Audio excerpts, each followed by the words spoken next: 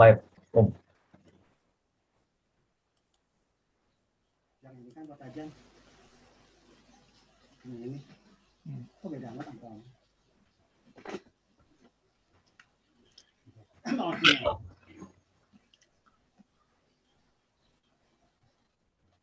Selamat pagi semuanya. Pagi.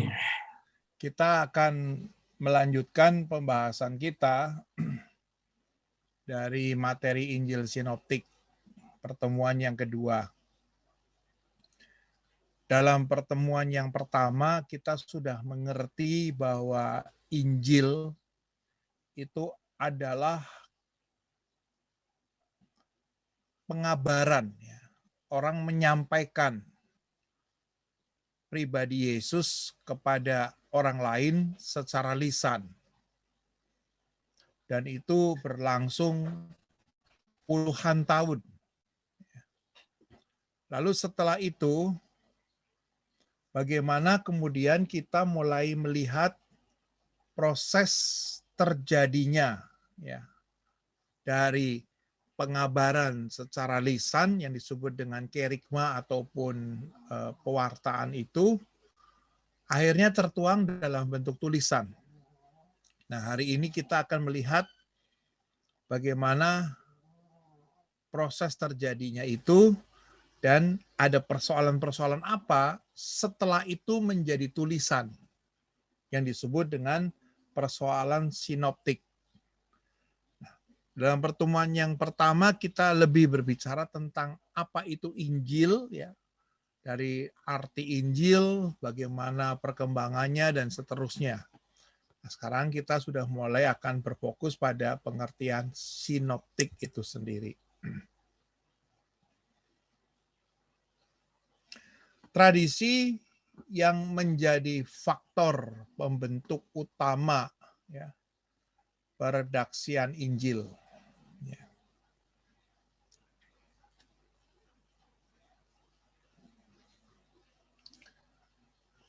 Jadi Injil itu setelah tertulis isinya pertama-tama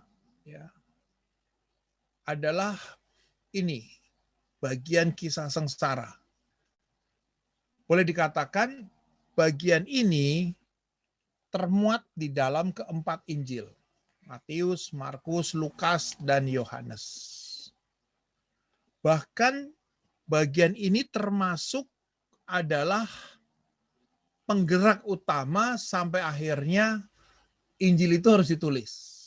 Karena kisah ini merupakan berita yang hangat, berita yang aktual, berita yang paling mendekati dengan peristiwa yang sedang terjadi, yaitu seputar kebangkitan Yesus.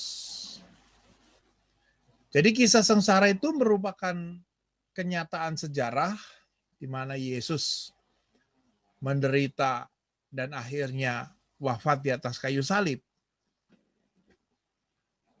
Yang dimaksud dengan kenyataan sejarah, kalau kita juga mau membaca kitab suci, setiap peristiwa yang disebutkan di banyak kitab, terutama kalau kita sekarang lagi studi Injil, yaitu kisah sengsara itu ada di keempat Injil sekaligus, berarti itu benar-benar merupakan peristiwa sejarah. Tapi kalau ada perikop-perikop yang hanya di Injil tertentu saja, misalnya contohnya kisah Sakeus, itu hanya adanya di Injil Lukas saja. Kisah orang-orang Majus, itu hanya adanya di Injil Matius saja. Berarti kalau ada perikop-perikop yang khas seperti itu, lebih kuat itu merupakan bagian permenungan teologis dari si penginjil. Pasti si penginjil mau menyampaikan satu pesan di balik peristiwa itu. Dan kalau kita melihat dalam keempat Injil ada kisah sengsara, ini merupakan bagian sejarah. entah dari mana masing-masing penginjil itu mendapatkan bahannya, bisa secara langsung dari orang-orang saksi mata, atau juga melalui tulisan-tulisan pendek. Ya. Maka kemudian keempat Injil itu memuat ya kisah sengsara ini. Bahkan dikatakan hampir 2/3 dari masing-masing Injil berupa kisah sengsara. Berarti memang kalau kita melihat dari tulisan Rasul Paulus, ini adalah tulisan yang lebih tua daripada Injil, dikatakan di dalam 1 Korintus bab 1 ayat 22, bunyinya seperti ini. Orang-orang Yahudi menghendaki tanda, dan orang-orang Yunani mencari hikmat. Tetapi kami, nah ini berarti Paulus dan kawan-kawannya, memberitakan Kristus yang disalibkan. Untuk orang-orang Yahudi suatu batu sandungan, dan untuk orang-orang bukan Yahudi suatu kebodohan.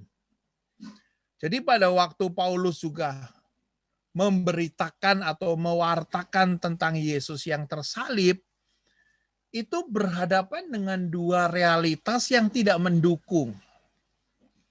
Pertama, bagi kalangan orang-orang Yahudi sendiri, mengapa orang yang jelas-jelas secara hukum agama dikutuk ya karena melanggar Taurat ya, itu diberitakan, itu kan berarti menambah aib. Itu yang disebut dengan cara pandang orang Yahudi, bahwa memberitakan sesuatu yang negatif itu menjadi batu sandungan. Tetapi di sisi lain, di hadapan orang-orang bukan Yahudi, itu satu kebodohan. Karena apa? Pasti orang-orang yang bukan Yahudi bertanya, kenapa bisa dia divonis mati? Apakah ada bukti bahwa dia itu bersalah? Jawabannya tidak ada bukti. Tapi mengapa mau divonis itu? Itu berarti kan orang bodoh. Nah, disinilah tantangan pertama, memberitakan Yesus yang tersalib, bukan mendapatkan situasi yang kondusif, tapi situasi yang sifatnya kontraproduksi, yaitu bertentangan dengan kemauan-kemauan mereka. Sehingga bagaimana orang-orang yang telah mengambil keputusan percaya kepada Yesus, dia pegang juga kitab suci yang disebut dengan Perjanjian Lama. Lalu di dalam Perjanjian Lama itu juga ada 3 periode besar. Periode sebelum kerajaan, itu adalah periode bapak-bapak bangsa yang lebih bermuatan spiritualitas, ya, panggilan, ya, karunia, lalu turunnya 10 perintah Allah, sampai pada puncaknya adalah Israel memiliki kerajaan. Nah, di dalam bagian yang pertama Perjanjian Lama ini lebih berbicara bagaimana Allah sungguh-sungguh memproteksi bangsa ini dari nol sampai punya hasil nyata, yaitu kerajaan. Nah, ini yang biasanya dijadikan patokan kesuksesan hidup di mata Allah. Tetapi Perjanjian Lama juga memuat bagian yang kedua, yaitu waktu bangsa Israel ada di pembuangan Babel. Dalam situasi benar-benar bangkrut, ya, dimiskinkan, disingkirkan, seperti singa Yehuda yang sudah tidak bergigi lagi. Macan ompong. Perjanjian Lama juga memuat itu. Namun, para pengikut-pengikut Yesus ini memakai periode ini, periode pembuangan Babel, untuk menyatakan apa artinya Yesus yang tersalib itu. Karena dalam data perjanjian lama, selama periode pembuangan Babel pun, Allah tetap bekerja. Allah tetap menjanjikan sesuatu.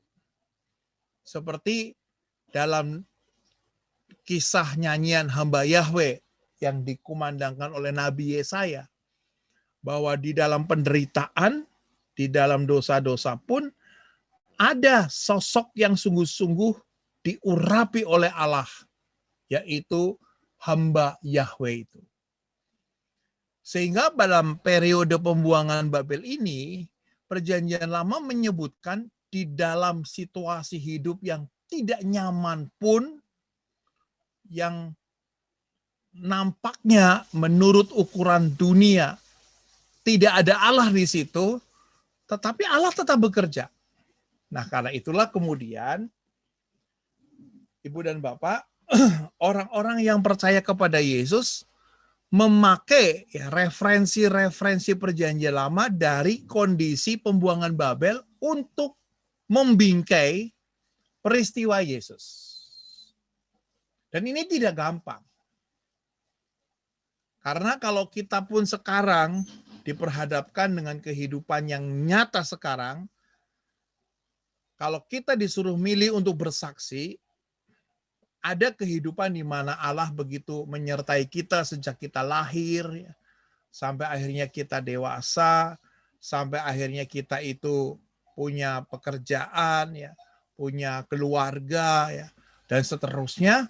Kita bisa bersaksi dengan situasi yang jauh lebih tenang, ya, karena Allah membuktikan bahwa Allah telah menyertai kita sejak kita dari dalam kandungan sampai kita dewasa, sampai kita memiliki kesuksesan hidup. Memiliki banyak keluarga, diberkati anak cucu, dan seterusnya. Dibandingkan kalau kita juga mau bersaksi tentang situasi di mana waktu kita terpuruk, waktu kita bangkrut, waktu kita dihancurkan, waktu kita hidupnya tidak ada apa-apanya. Nah, dalam situasi seperti itu, bagaimana kita bisa menyebut bahwa Allah juga tetap menyertai kita? Dan itu tidak gampang. Bahkan kadang-kadang kalau orang bersaksi dalam momen ini, masih diliputi nuansa kepahitan, kegetiran hidup, sehingga tidak mudah untuk menyampaikan bahwa di balik kegagalan itu ada rencana Tuhan. Lalu kemudian tahap yang ketiga dari Perjanjian Lama adalah waktu bangsa Israel akhirnya selesai dalam pembuangan, mereka harus hidup di tanah terjanji lagi, tapi dengan suasana yang sangat pluralis, sangat majemuk, ditempatkan oleh bangsa Syria untuk berada bersama-sama dengan suku-suku lain. Jadi Israel bukan lagi Israel yang memiliki kekuatan yang sifatnya seperti waktu zaman Daud, tetapi Israel yang sebagai kelompok minoritas bersama-sama dengan peradaban-peradaban budaya, agama, dan suku-suku lain dalam satu tempat yang sama. Nah, itu suasananya lebih suasana heterogen, ya, majemuk. Itu juga merupakan satu tantangan tersendiri. Sehingga kalau kita juga mau bersaksi dari sisi yang ketiga, bagaimana kita juga bisa bersaksi bahwa Tuhan masih menyertai iman saya, meskipun saya harus hidup di tengah-tengah masyarakat yang notabene agama berbeda, suku berbeda, budaya berbeda. Nah, ini pendekatan ketiga inilah yang kemudian dipakai oleh Rasul Paulus saat dia juga mewartakan Injil di tengah-tengah budaya dan bahasa bangsa yang berbeda. Karena apa? Rasul Paulus juga mengatakan bahwa Israel setelah masa pembuangan adalah Israel yang siap untuk berkolaborasi dengan perbedaan-perbedaan dari banyak suku, agama, etnis, dan berbagai macam kebudayaan yang berbeda. Nah, ini yang kemudian menyemangati Rasul Paulus untuk mewartakan Injil kepada orang-orang bukan Yahudi. Karena ada dasarnya dari Perjanjian Lama ini.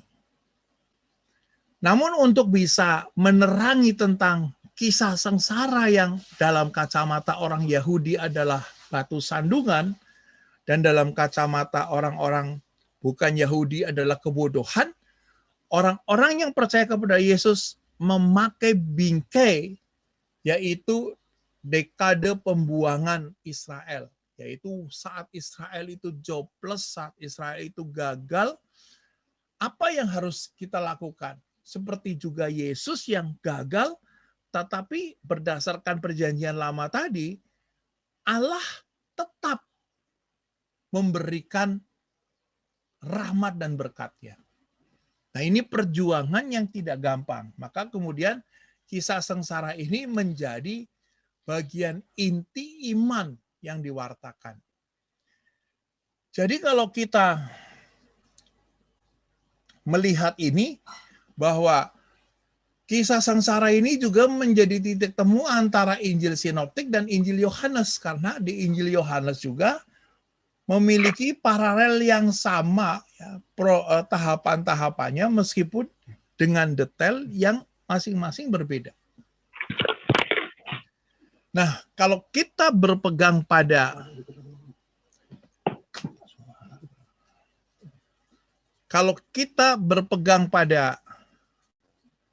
satu poin ini, sekarang kita hayati apa? Kalau kita berpegang pada kebenaran ini, maka apa artinya kita percaya kepada Yesus? Di tengah-tengah kondisi di mana kita gagal, di mana kita terpuruk, di mana kita terbuang. Apakah kita juga seperti bangsa Israel selama dalam pembuangan, atau juga seperti jemaat perdana yang menghayati Injil dalam konteks ini?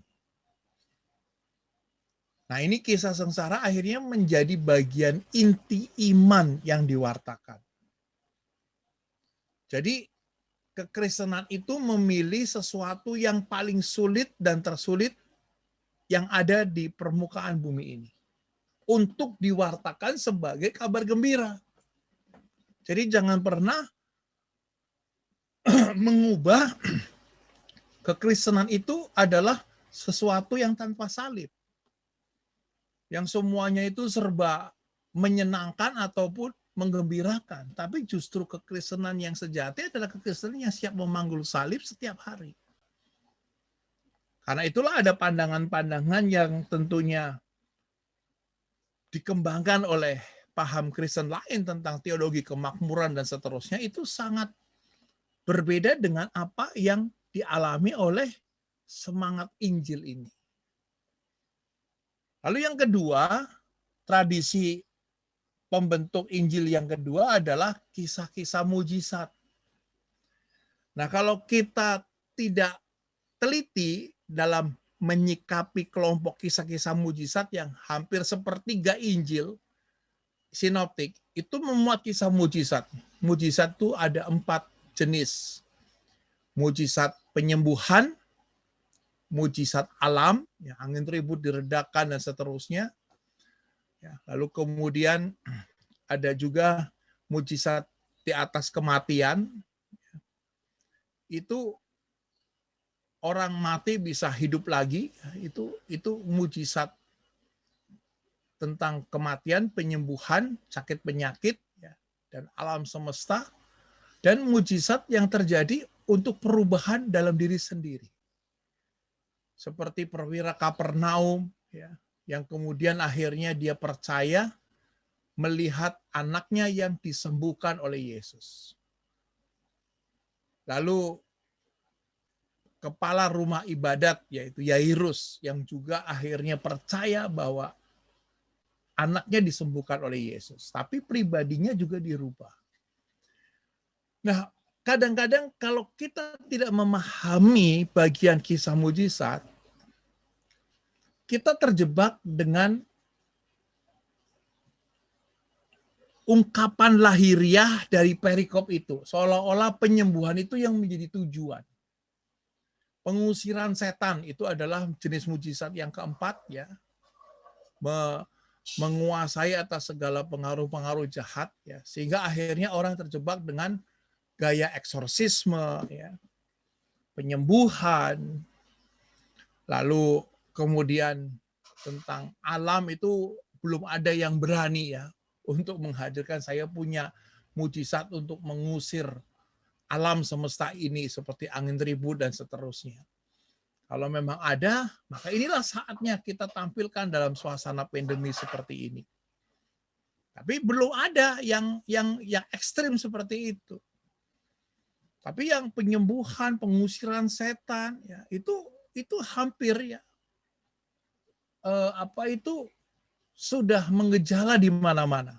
Tapi kalau kita mau pelajari bagian Injil yang tentang kisah mujizat, itu sebenarnya ditulis untuk berhadapan dengan situasi mitologi, di mana dunia mitologi itu juga dipenuhi oleh hal-hal yang sifatnya penyembuhan dilakukan oleh para dewa. Itu banyak. Pengusiran setan yang dilakukan oleh para dewa itu juga banyak kisah-kisahnya.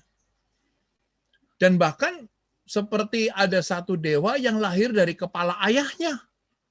Itu juga ada kisah yang fenomenal seperti itu.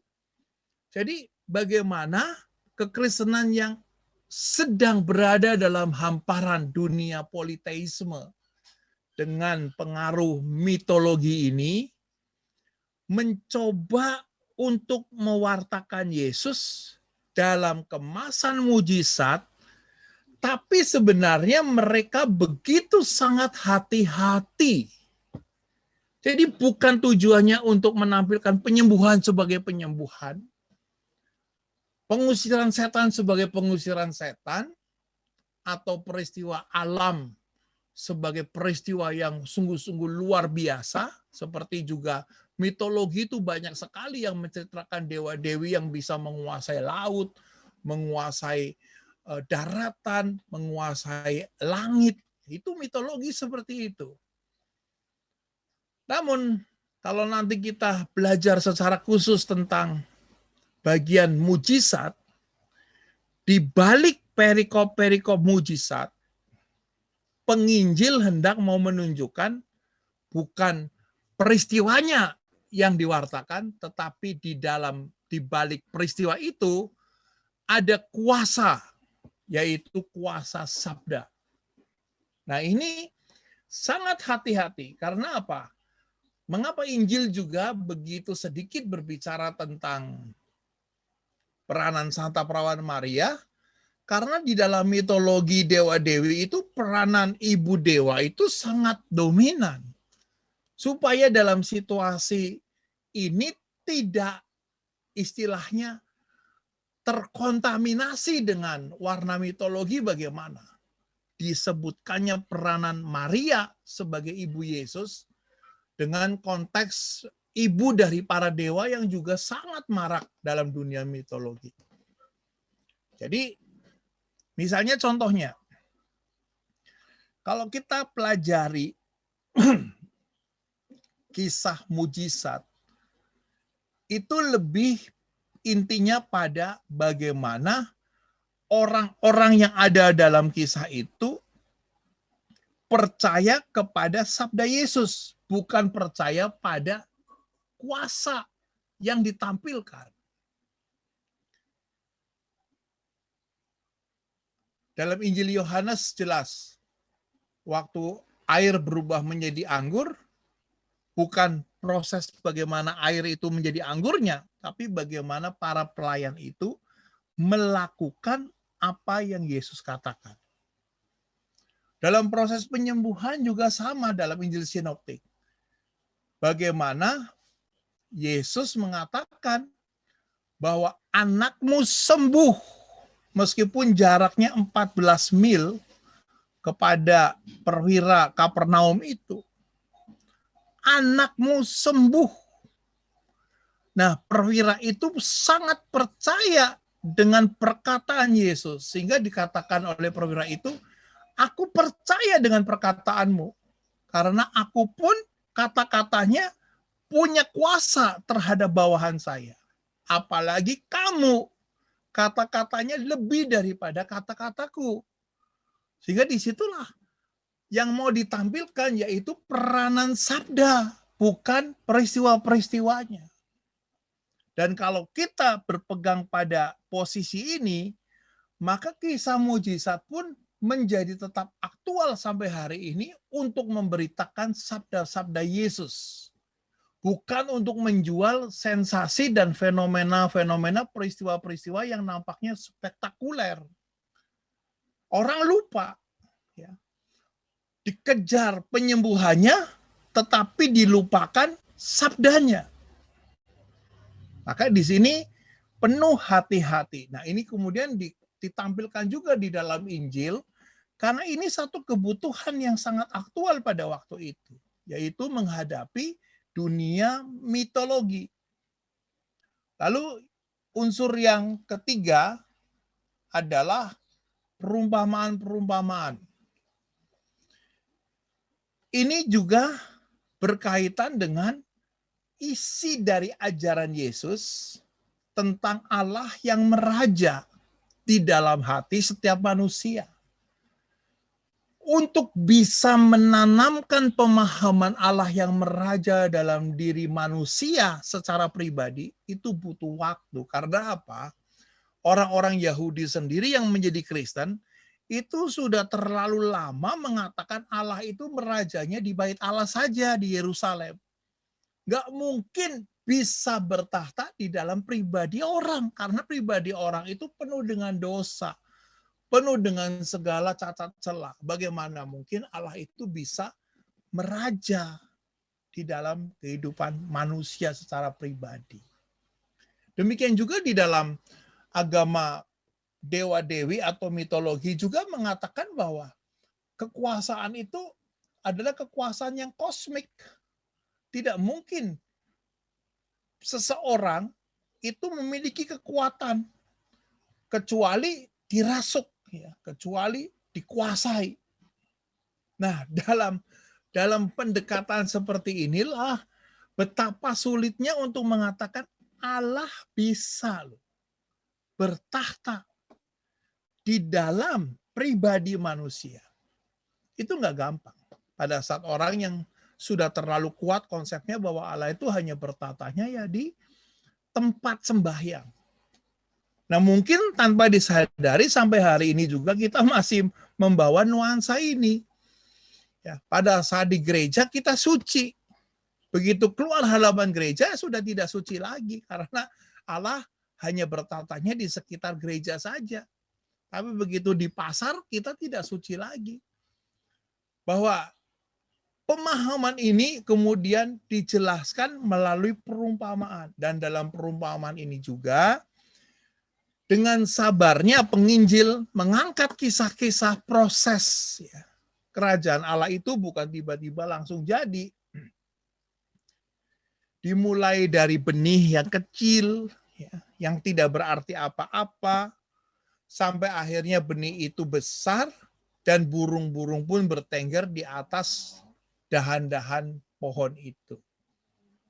Nah, ini kerajaan Allah itu digambarkan melalui satu proses dari sesuatu yang kecil sampai yang begitu besar.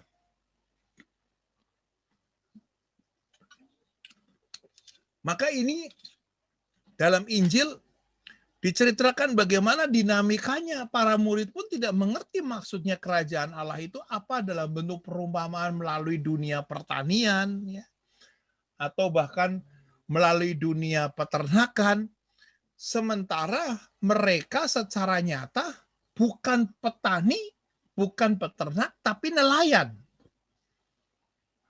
Sehingga sulit untuk memahami itu. Demikian juga kita kalau membaca perumpamaan dari dunia petani tentang biji, tentang ini, karena kita mungkin dari kalangan yang tidak mengenal pertanian, kita nggak mengerti maksud perumpamaan itu.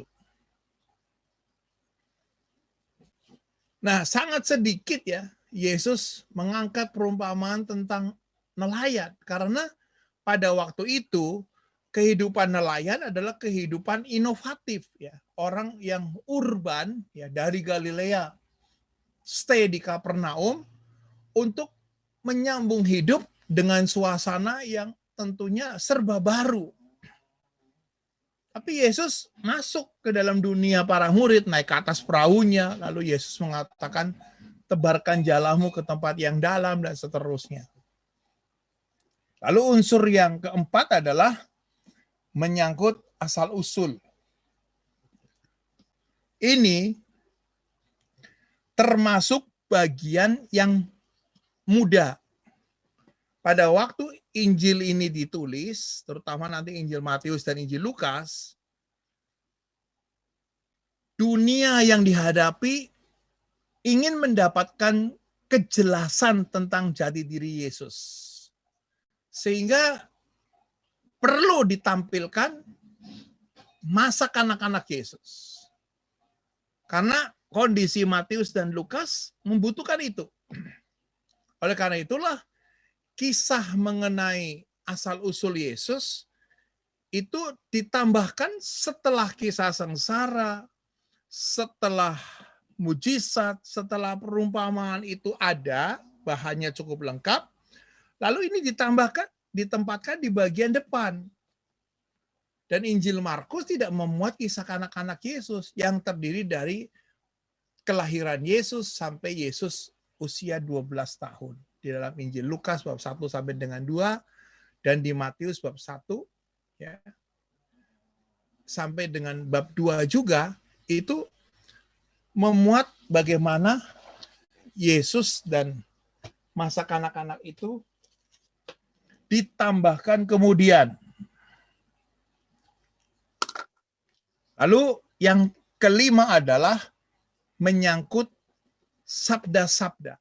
Nah, ini sabda-sabda ini adalah ingatan akan penuturan pendek seperti juga lazimnya kalau nabi ya memberikan istilahnya resep-resep pendek atau guru itu tersimpan sampai hari ini. Kalau kita lihat ya, misalnya contohnya di dalam wihara ada istilah kwamnya.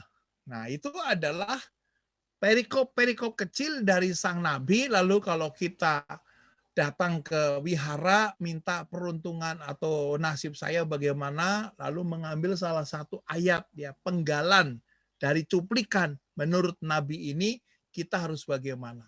Itu hal yang lazim pada waktu itu. Nah, maka sabda-sabda Yesus itu yang menjadi tulisan-tulisan kecil yang disebut dengan apoftigma, itu diolah oleh para penginjil sampai akhirnya sabda-sabda ini membentuk satu wejangan di dalam Injil. Menjadi satu perikop panjang atau perikop sedang atau perikop pendek. Nah, inilah tradisi yang menjadi faktor pembentuk utama peredaksian Injil. Jadi ada 5 poin. Sampai di sini dulu. Kalau ada Bapak Ibu yang mau bertanya. Baik, Bapak Ibu, bagi yang ingin bertanya, silakan langsung meng-unmute. Tanya ke Pak Agus.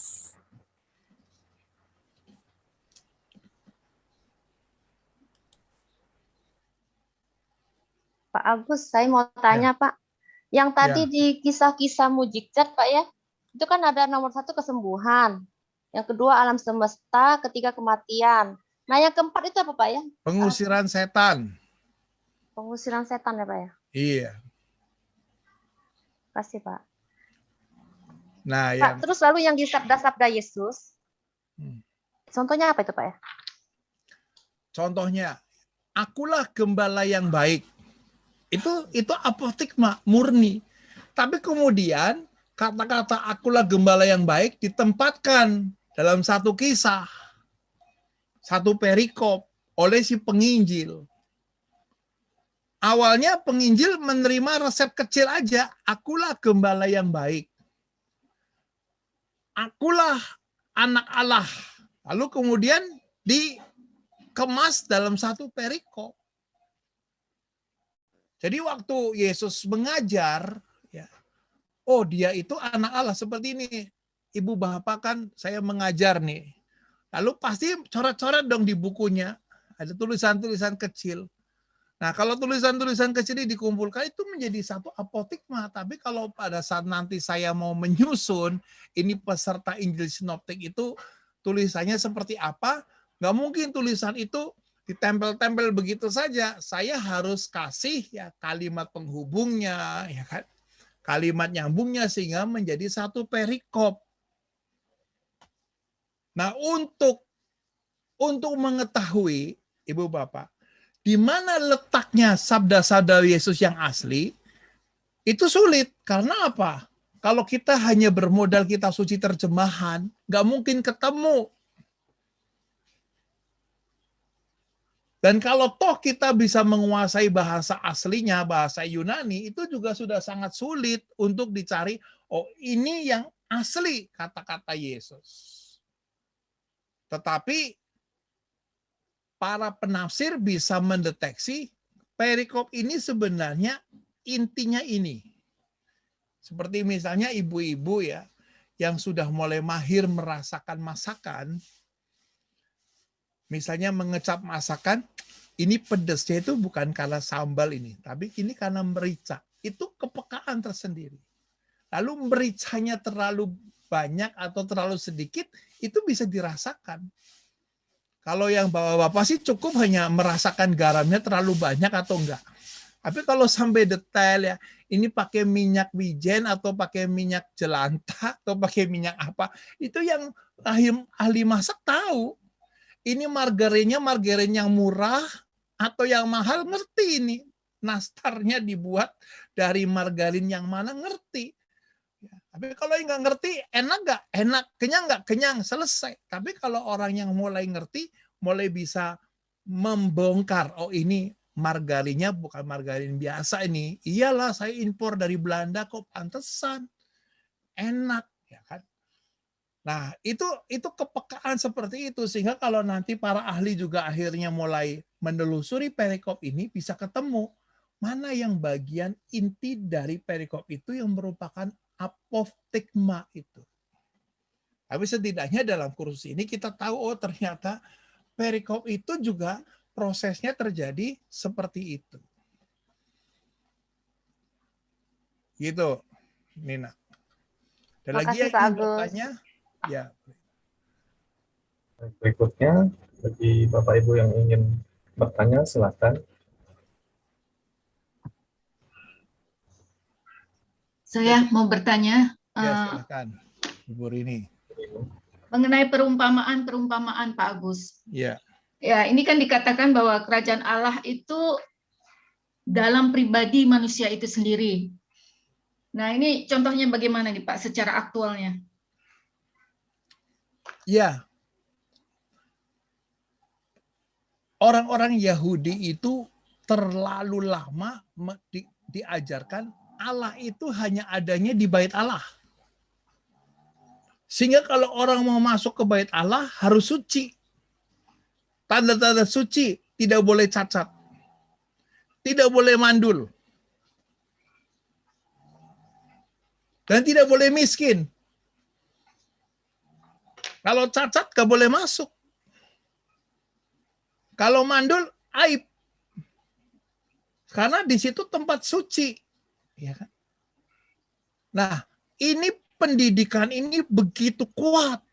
Lalu sekarang di dalam kisah pengikut-pengikut Yesus, Allah itu bisa ditemui di rumah. Wow.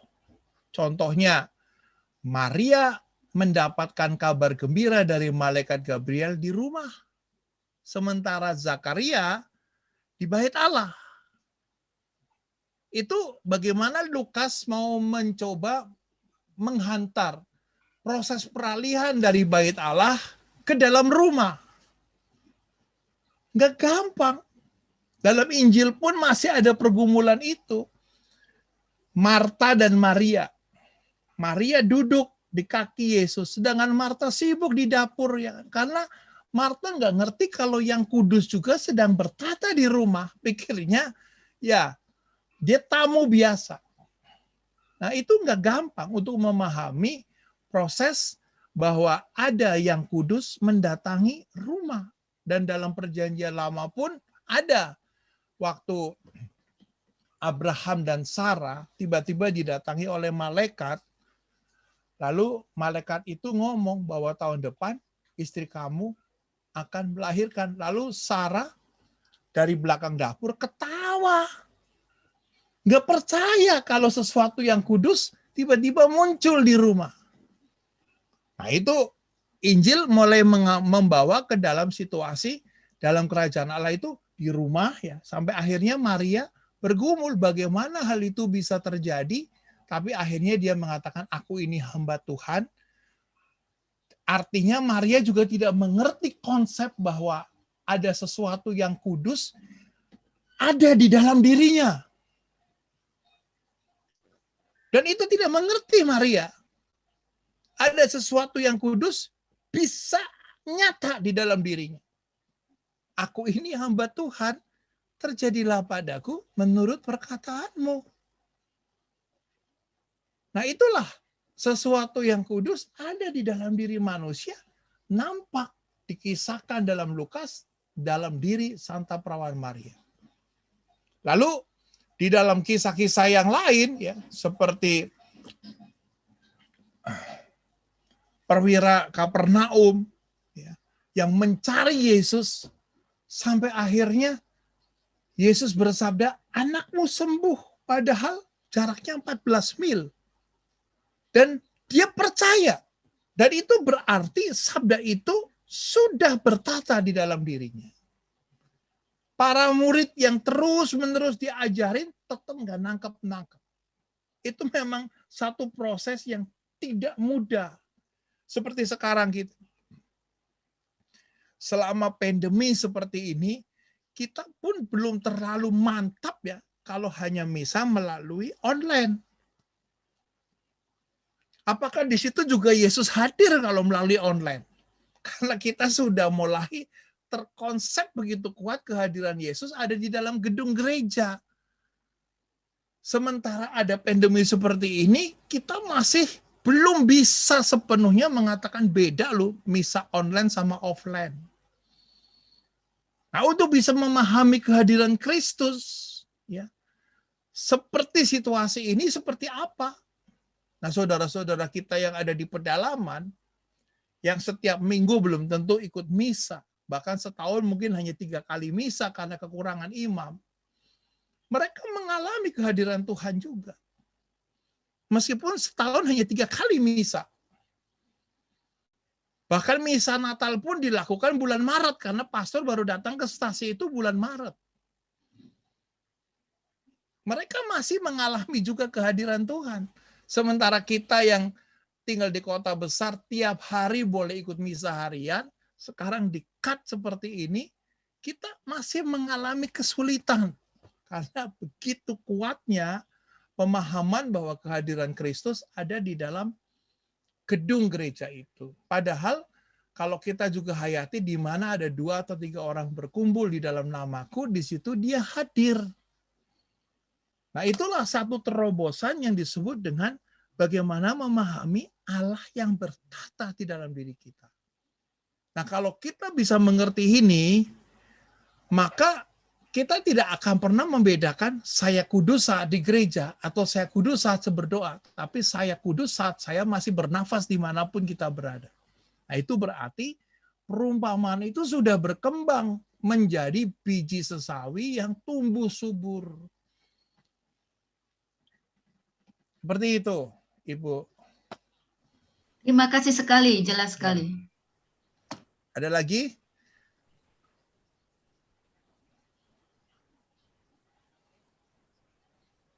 Pak Rafaelsi? Sudah cukup? Baik, sekarang kita lanjutkan.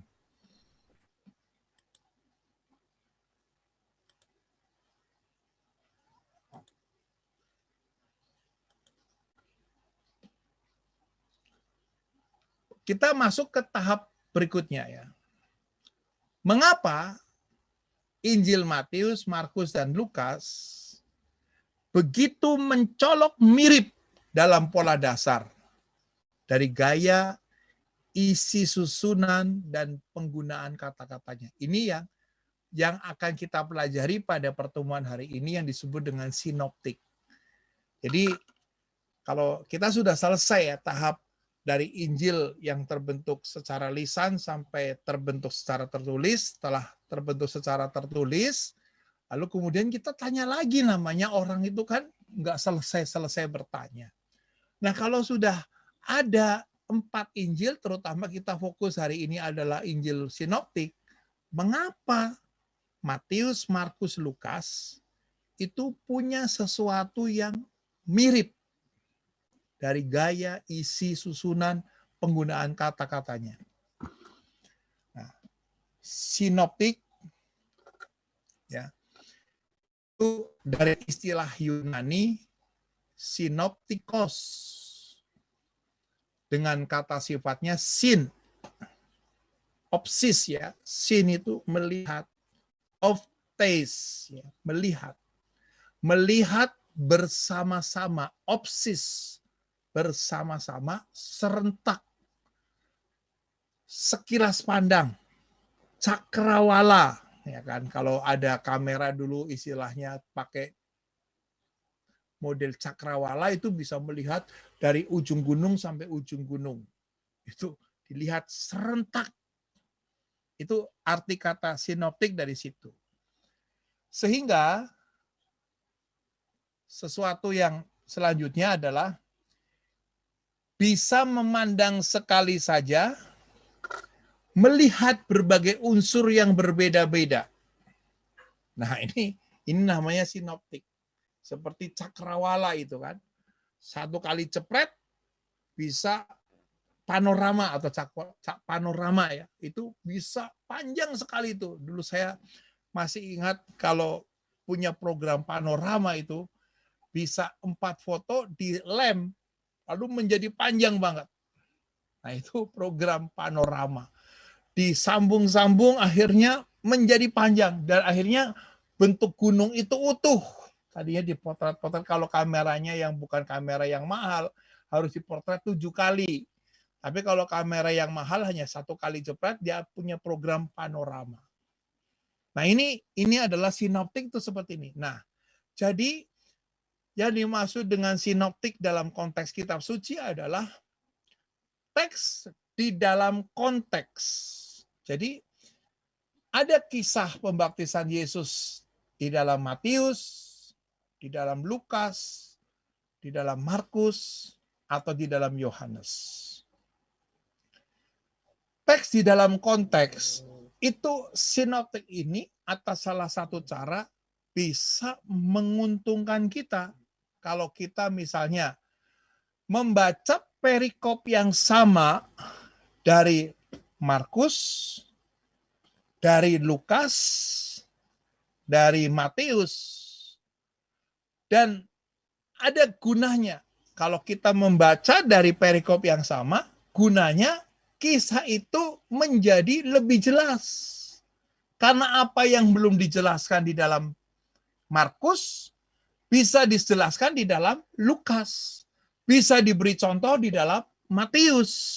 Nah, itulah yang namanya rereading relectures. Jadi, kita membaca lagi kisah yang sama, tapi menemukan sesuatu yang berbeda, tapi sekaligus juga yang berbeda itu menjadi lebih jelas, tapi juga yang lebih jelas itu menjadi lebih nyata.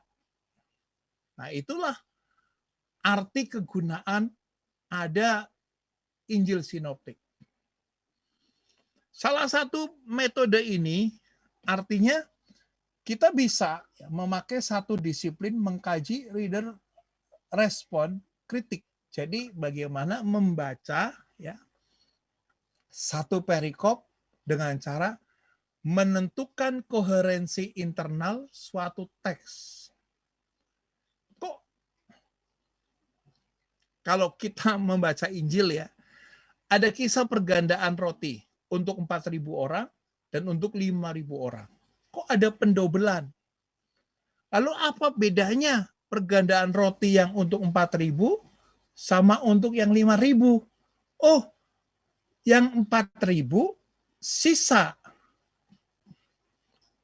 12 bakul, 7 bakul, ya. Yang 5.000 sisanya 12 bakul.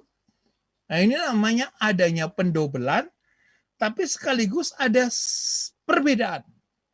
Itu kalau kita perhatikan dalam satu Injil, ada 2 kisah pergandaan roti. Yang 4.000 orang, sisanya adalah 7 bakul, yang 5.000 orang, sisanya 12 bakul. Lalu kata bakul itu juga bisa dimengerti dalam bahasa Yunani yang berbeda. Nah, ini namanya ada pendobelan, tapi ada perbedaan. Masing-masing pasti punya tujuan. Apa maksudnya pergandaan untuk yang 4.000 orang, dan apa maksudnya pergandaan yang untuk 5.000 orang.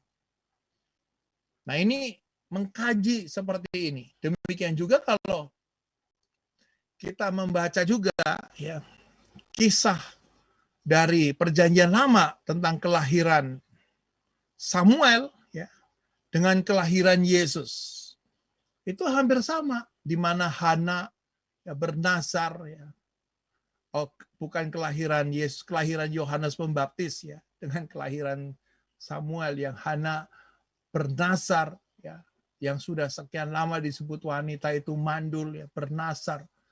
Kalau boleh ya, anak ini akan kupersembahkan, itu Hana. Lalu akhirnya lahirlah Samuel, dan Samuel dipersembahkan kepada Imam Eli.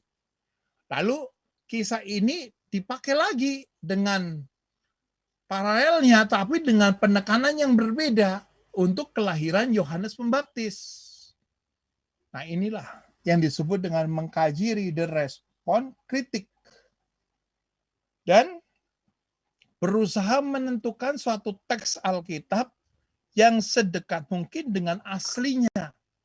Jadi memang kalau kita memakai metode ini, ya kalau terjemahan bahasa Indonesia itu memang bisa kita mengerti, tapi akan jauh lebih nyes ya. Kalau misalnya saya orang Jawa, bisa juga dibantu dengan yang kitab suci terjemahan bahasa Jawa. Itu biasanya ada istilah-istilah yang lebih batinnya. Seperti misalnya contohnya kalau kita membaca Injil Yohanes bab 21, waktu Yesus ngomong sama Petrus ya. Petrus, apakah engkau mencintai aku? Ya, gembalakanlah dombaku. Dalam Injil bahasa Indonesia 3 kali diulang-ulang. Gembalakanlah dombaku, gembalakanlah dombaku. Tapi begitu saya membaca Injil Yohanes yang berbahasa Jawa, itu beda. Gembalakanlah cempeku, gembalakanlah wedusku, dan gembalakanlah bandotku. Jadi ada 3 suasana domba yang berbeda. Waktu domba itu masih kecil, waktu domba itu sedang, dan waktu domba itu sudah dewasa. Petrus disuruh mengembalakan domba-domba itu. Kalau kita membahasanya dari bahasa Jawa seperti itu. Dan kalau di bahasa Inggris akan jauh lebih mendekati dari terjemahan teks aslinya. Karena bahasa Indonesia itu kadang-kadang susah untuk membedakan perbedaan nominal seperti ini. Nah, jadi berusaha menentukan satu teks Alkitab yang sedekat mungkin dengan aslinya. Entah dengan bahasa daerah atau bahasa Inggris. Ya syukur-syukur kita bisa mengerti yang bahasa aslinya, yaitu Yunani. Lalu melihat teks dengan tujuan tersendiri. Jadi memang ini adalah metode di mana kalau kita membaca Markus, ya cobalah kita melihat Markus itu maunya apa. Nanti pertemuan yang ketiga, kita akan khusus belajar tentang Markus. Lalu nanti pertemuan yang terakhir, coba akan saya tunjukkan bagaimana Matius dan Lukas bersama-sama melihat Yesus. Maka selesailah pertemuan sinoptik 4 kali ini. Jadi minggu depan kita akan melihat Markus, ya. Karena dalam analisa-analisa para ahli mengatakan Markus itu adalah Injil yang tertua. Meskipun itu masih merupakan satu hipotesa. Tapi banyak orang mengatakan Markus itulah yang menginspirasi Matius dan Lukas. Sehingga saya mengikuti pandangan ini. Nah, nanti pertemuan yang ketiga secara khusus berbicara tentang Markus, dan nanti pertemuan yang keempat bagaimana Matius dan Lukas mengeroyok untuk melihat Yesus secara serentak. Dengan kalau kita mengerti ini, berarti kita sudah paham tentang sinoptik itu seperti apa. Nah, ini namanya melihat teks dengan tujuan tersendiri. Tapi, kalau kita juga mau melengkapi kajian sinoptik selain mengkaji reader respon kritik ini, ada juga metode yang kedua, yaitu sensus plenior. Yaitu seperti ini contohnya. Kalau kita baca Lukas 22 ayat 19, lalu ia mengambil roti, mengucap syukur, memecah-mecahkannya dan memberikannya kepada mereka, terutama di ayat 21. Tetapi lihat, menurut Lukas, tangan orang yang menyerahkan aku ada bersama dengan aku di meja ini. Menurut Lukas 19:23, dia tidak berani menyebutkan namanya, tangan orang. Tapi kalau kita berdasarkan teknik sensus plenior ini, membaca Yohanes 13 dalam kisah yang sama, tangan orang itu langsung disebut namanya, yaitu Yudas. Nah, jadi memang kalau kita baca di Lukas hanya disebut tangan orang atau tangannya siapa. Tapi begitu melihat di Injil Yohanes, oh, tangan orang itu adalah Yudas, disebut namanya jelas. Nah, ini namanya sensus plenior di sini. Atau di Yohanes 11 ayat 2, itu jelas, Marta itu adiknya Maria. Marta, adik Maria. Tapi kalau kita baca di dalam Lukas 10, tidak tahu siapa yang adik, siapa yang kakak. Tapi kalau Yohanes 11, Marta itu yang muda. Maria itu yang senior. Tapi kalau di dalam Lukas, nampaknya Marta itu sibuk dan Maria itu duduk di kaki Yesus. Tapi begitu dijelaskan di dalam Yohanes 11, oh, pantesan Marta itu nggak berani ngomong karena itu Cik Maria. Maka Marta minta sama Yesus, Sus, tolong dong ciciku suruh bantuin di dapur. Nah, di situ konteksnya menjadi jelas. Tetapi, nah ini, tetapi Yohanes 12 ayat 1-3, kejadiannya di rumah Lazarus. Sedangkan di Matius 26 di rumah Simon si kusta. Nah, inilah yang kemudian kalau kita menyertai sinoptik dengan metode reader respon kritik dan sensus plenior akan menjadi semakin kaya bagaimana artinya kita melihat teks dalam satu panorama. Nah, kita tidak mengembangkan teknik sensus plenior maupun reader respon kritik, tapi kita akan kembali lagi melihat sinoptik itu. Nah, kata sinoptik itu pertama kali ya, disebut oleh Johann Jakob Griesbach, orang Jerman, tahun 1774. Griesbach ini menyebut bahwa ketiga Injil disebut Injil-Injil sinoptik. Jadi kalau sekarang kita kursus Injil sinoptik tahun 2021, kata sinoptik yang bahasa Yunani artinya adalah panorama, tapi sejak 1774 oleh seorang ahli sastra ini, itu dipakai juga untuk Injil. Injil sinoptik. Alasannya menurut Griesbach ini, ketika kitab Injil pertama, Matius, Markus, Lukas, disebut sinoptik sebab berisikan banyak bagian yang sangat serupa berdekatan, dan berbeda sekaligus. Ini kesimpulan dari buku yang ditulis oleh Griesbach ini. Itu. Dan dia jelaskan dalam buku ini analisa-analisanya. Nah, buku Suharyo yang juga mengambil salah satunya dari literatur ini juga mengambil contoh-contohnya, nanti juga akan saya tunjukkan contoh-contohnya menurut Griesbach ini seperti apa, bahwa Matius, Markus, dan Lukas itu berisikan banyak bagian yang sangat serupa, tapi juga berbeda. Serupa tapi beda. Nah, lalu dari ahli ini kita akhirnya menemukan istilah yang namanya buku sinopsis. Nah, kita juga bisa membuat buku sinopsis. Kita diajak untuk membaca perikop dengan seksama, melihat kesamaan dan perbedaan, mengamati unsur tambahan dan pengurangannya. Ini yang namanya buku sinopsis. Melihat mana yang sama, mana yang beda. Mana yang ditambahkan, mana yang kira-kira dikurangi. Kalau di Lukas itu kalimatnya panjang, kok di Markus nggak ada.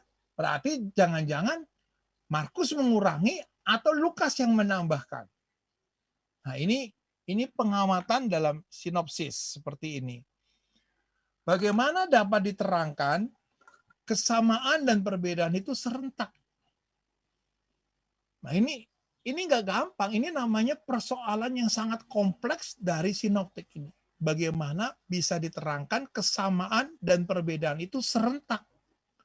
Nampak jelas terlihat sama besar, namun tidak begitu saja saling menyalin dengan melihat perbedaan dan urutan bahan dan perumusannya. Ini adalah persoalan yang sulit tapi asik. Ini salah satu contohnya ini. Nih. Ya. Matius 12, Markus 3, dan Lukas 6.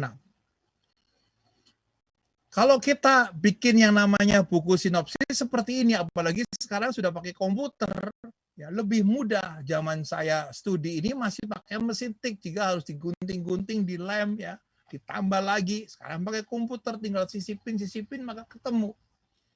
Nah, kalau kita perhatikan di sini ya, dalam Matius, setelah pergi dari sana, kalau di Markus, kemudian, nggak pakai kata setelah pergi dari sana, kemudian. Lalu kalau di Lukas, pada suatu hari Sabat lain. Nah, ini dari keterangan waktu aja, setelah pergi dari sana, nggak tahu dari mana Matius. Kalau Lukas, pada suatu hari Sabat lain, berarti pekan yang berikutnya atau kesempatan yang lain. Yesus masuk ke rumah ibadat mereka. Nah, ini Matius sudah mengatakan masuk ke rumah ibadat mereka. Karena begini, seperti misalnya contohnya, saya orang paroki Helena Karawaci. Suatu saat saya pergi ke rumahnya Michael, ya, dan Michael itu paroki Santa Maria Immaculata. Berarti saya masuk ke rumah, ke parokinya Michael yang adalah SMI itu. Saya bukan dari paroki itu. Jadi memang Yesus masuk ke rumah ibadat mereka. Mereka itu berarti Yesus bukan orang di situ. Dia sama-sama satu agama, satu Yahudi, tapi bukan anggota dari wilayah sinagoga itu. Nah, dikatakan dengan kalimat mereka, sedangkan di Injil Markus, Yesus masuk lagi ke rumah ibadat, tapi nggak pakai kata mereka. Yesus masuk lagi. Sedangkan di Lukas, pada suatu hari Sabat lain, Yesus masuk ke rumah ibadat, diberi keterangan, lalu mengajar. Berarti untuk pembaca Lukas harus diberi keterangan kalau Yesus masuk ke rumah ibadat ngapain. Bisa jadi orang-orang yang disapa oleh Lukas bukan orang-orang Yahudi. oh mengajar. Ya kan? Seperti itu kan, seperti misalnya contohnya. Kalau saya rumahnya dekat masjid ya, lalu mereka kalau mau sembahyang, ngapain cuci tangan? Pikirnya prokes, ya. Protokol kesehatan. Enggak, bagus, kami itu bagian dari ibadat, ya kan. Cuci tangan, cuci telinga, itu wudu, ya kan. Maka diberi keterangan. Kalau orang nggak ngerti, pikirnya ada tempat cuci tangan nih, lalu kita cuci tangan di situ, ya. Itu harus diberi keterangan. Oh, itu bagian dari ritual, nggak boleh sembarangan. Nah, itulah yang dimaksudkan bahwa Lukas juga memberi keterangan kepada orang-orang bukan Yahudi kalau Yesus masuk ke rumah ibadat mau ngapain? Dia mau ngajar. Nah, ini berarti Ibu Bapak, kalau kita membaca Lukas, maka kita mendapat keterangan, oh Yesus masuk ke situ bukan mau mengantuk, tapi mau mengajar, ya kan di situ kan. Nah, kalau di Matius, Yesus bukan komunitas di situ, tapi dia masuk ke situ.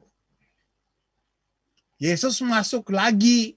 Jadi nampaknya di Markus itu nggak masalah. Yesus sudah welcome dengan komunitas itu. Sehingga masuk, pergi, masuk lagi, dikatakan masuk lagi. Nah, ini kita sudah bisa melihat, bersyukur dengan terjemahan bahasa Indonesia pun, kita sudah mengerti 3 suasana yang berbeda. Kalau di sini, di jadwal lain, di sabat lain. Kalau di sini, di Markus, Yesus sudah welcome. Jadi masuk lagi, nggak perlu diperiksa atau ditanya lagi. Tapi di sini Yesus masih disebut orang out group. Nah, di ayat berikutnya, di situ ada seorang yang mati sebelah tangannya. Di situ ada seorang yang mati sebelah tangannya. Matius dan Markus sama. Tapi untuk Lukas, di situ ada seorang yang mati tangan kanannya. Sebelah tangannya bisa kiri, bisa kanan. Tapi Lukas menekankan tangan kanan. Nah, kalau tangan kanan mati, berarti dia nggak bisa kerja. Kalau sebelah tangan, bisa yang kiri, bisa yang kanan, tapi nggak jelas. Tapi yang Lukas jelaskan tangan kanannya. Jadi kalau kita membaca Lukas, wah, berarti ini sakit yang serius nih tangan kanannya. Kalau sebelah tangan, ya bisa sebelah kiri, orang masih bisa kerja. Nah, lalu kemudian di ayat berikutnya, mereka ketemu nih, mereka, jadi orang-orang yang masih belum menerima kesatuannya dengan Yesus, bertanya kepadanya. Nah, di sini juga disebutkan mereka, tapi mereka di sini sudah menjadi bagian. Yesus masuk lagi ke rumah ibadat. Jadi ini sudah kenal lah. Tapi mereka mengamat-amati Yesus. Kalau ia menyembuhkan orang itu pada hari Sabat supaya mereka dapat mempersalahkan dia. Coba di Markus yang nampaknya sudah biasa tapi masih dimonitor. Itu kesan Markus seperti itu. Kalau di sini jelas Yesus masih orang luar, langsung dicegat dengan pertanyaan, bolehkah menyembuhkan orang pada hari Sabat? Maksudnya mereka ialah supaya dapat mempersalahkan dia. Jadi untuk yang Matius jauh lebih sportif. Yesus masih orang luar, bisa ditanya seperti ini. Kalau di Markus, Yesus yang sudah jadi orang dalam, masih diamat-amati. Mereka mengamat-amati. Jadi karena orang kalau sudah akrab, kan nggak berani ngomong. Hanya pisahnya grundel dari dalam batin. Itu Markus. Kalau Matius, Yesus orang luar, sehingga bisa ditodong. Boleh nggak? Tapi Markus, karena itu Yesus sudah akrab, nggak berani nanya langsung, tapi mengamat-amati kalau ia menyembuhkan orang itu pada hari Sabat. Jadi ini jauh lebih berat ini Markus, karena komunikasi batin. Mengamat-amati. Nah, kalau di Injil Lukas, ahli-ahli Taurat dan orang-orang Farisi mengamat-amati Yesus. Jadi yang punya hak, yaitu elit agama yang melakukan ini. Lukas jauh lebih jelas ya. Jadi kalau di sini kan bisa siapa saja, tapi di sini konteksnya Yesus masih orang asing. Kalau di sini Yesus yang sudah menjadi bagian nggak berani ditanya, tapi diamat-amati.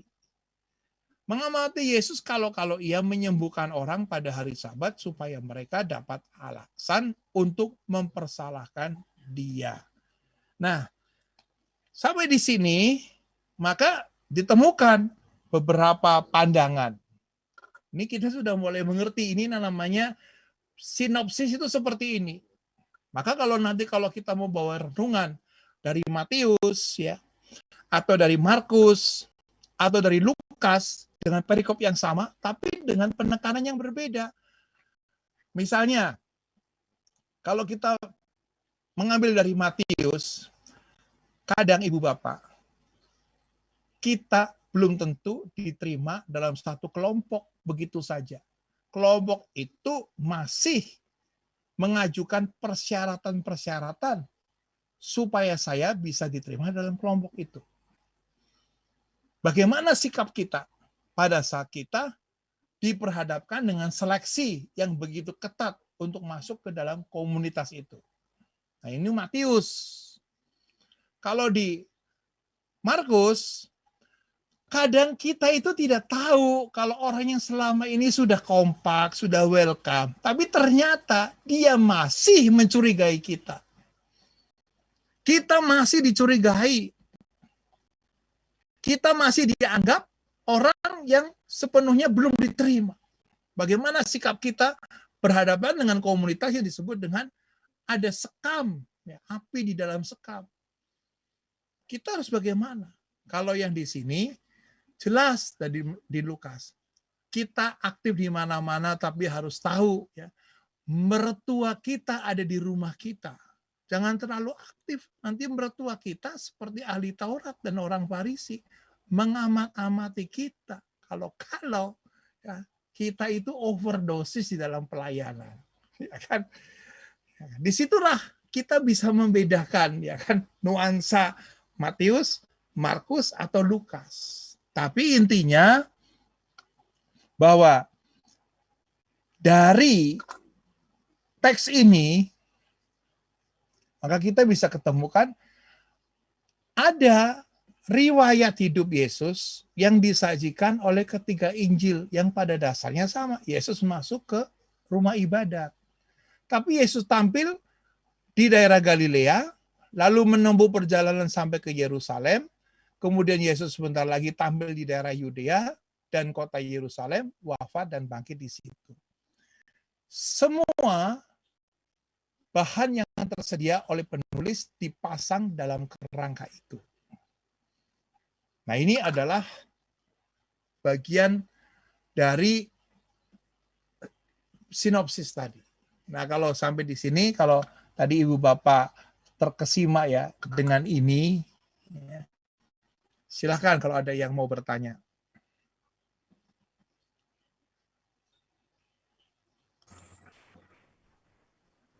Ya, Pak Frans. Ya. Silakan Pak Frans.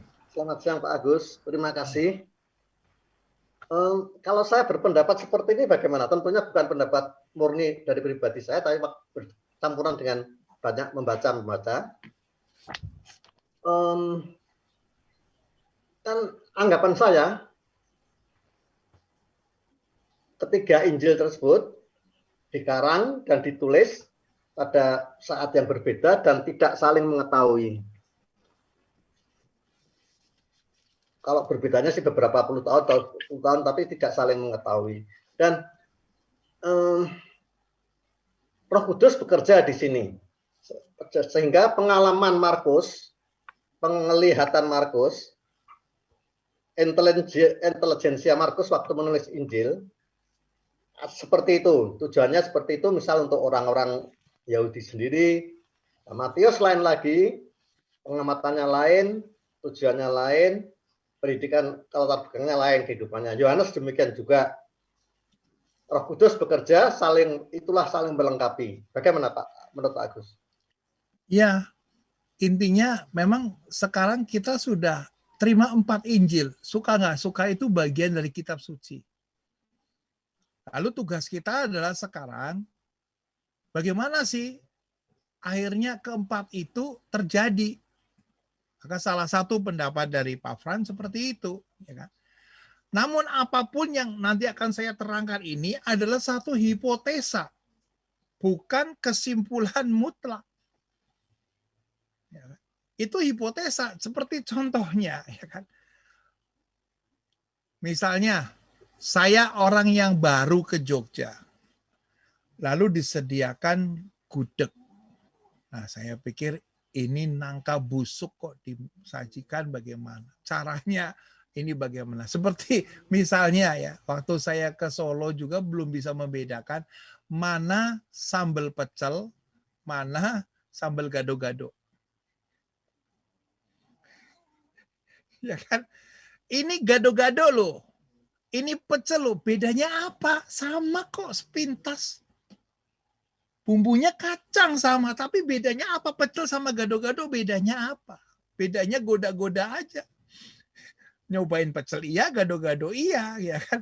Tapi bagi orang Solo, tahu, Mas Agus, ini yang bumbu pecel.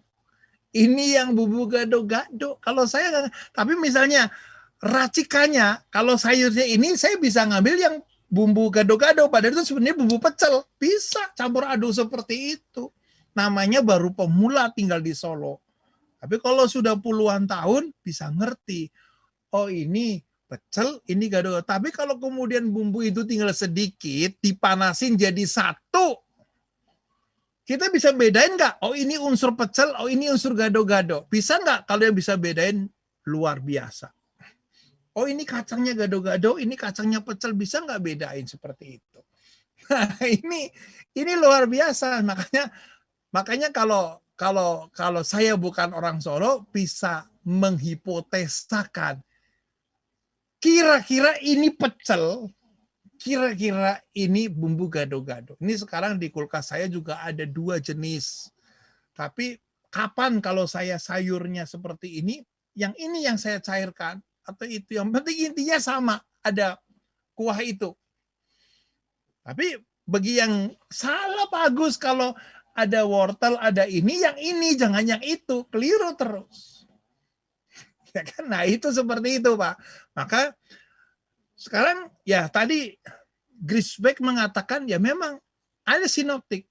Tapi kemudian kita mulai mengkaji, ya sekarang bagaimana caranya kita memilah-milah. Sebuah hipotesa apa saja bisa dikatakan. Pak Frans tadi juga mengatakan, ya memang Lukas, Matius itu ditulis di tempat yang berbeda-beda, tapi bisa jadi dari sumber yang sama, lalu akhirnya kita yang mendapatkan yang sudah jadi, oh pantesan, pasti kalau Markus sama Lukas sama, pasti dari sumber yang sama. Kok Lukas nggak tahu? Lukas nggak dapat yang ini. Itu nanti teori 2 sumber atau teori 4 sumber menurut para ahli dibagi seperti itu. Nah, mudah-mudahan nanti sampai jam 12 kita sampai di materi hipotesa 2 sumber dan hipotesa 4 sumber. Tapi itu tidak terlalu penting. Tapi kita tahu aja ini sekarang sampai di sini sinoptik itu apa. Makasih Pak Fran. Sama-sama Pak. Ada lagi? Saya Pak. Ya, monggo. Pak Eka mau tanya. Silakan dulu. Ini Pak Agus mau Ya. tanya, dari gereja sendiri selalu mengambil Injil dari mana ya? Kebanyakan maksud saya begitu. Tahun liturgi A diambil dari Matius. Tahun liturgi B dari Markus. Tahun liturgi C dari Lukas.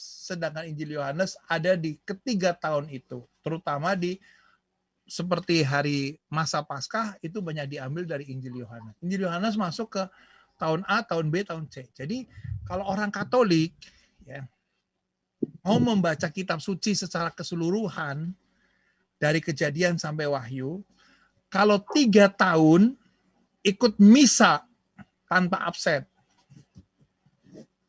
Dan 2 tahun misa harian. Karena di misa harian pakai rumus ganjil, pakai rumus genap. Kalau sekarang tahun 2021 pakai rumus yang ganjil. Nanti tahun 2022 pakai rumus yang genap.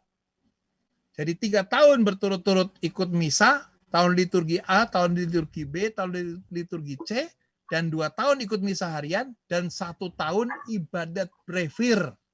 Karena ibadat brevir itu diulang lagi dari 1 Januari sampai 31 Desember. Itu ada bacaan singkatnya. Maka katam. Orang Katolik bisa selamatan pakai tupeng, sudah membaca kitab suci.